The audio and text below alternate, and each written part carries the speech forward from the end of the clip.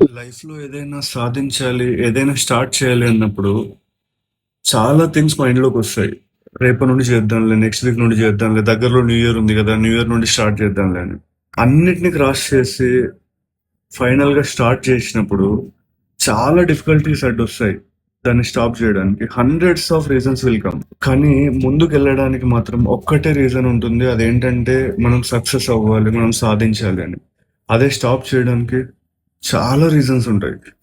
Success అయిన ప్రతి ఒక్కరికి గూడా ఇట్లాంటి రీజన్స్ ఎన్నో వచ్చుంటాయి. కాకపోతే వాళ్ళు ఈ రీజన్స్ అన్నిటిని క్రాస్ చేసుకుంటూ ముందుకెళ్తూ ఉంటారు.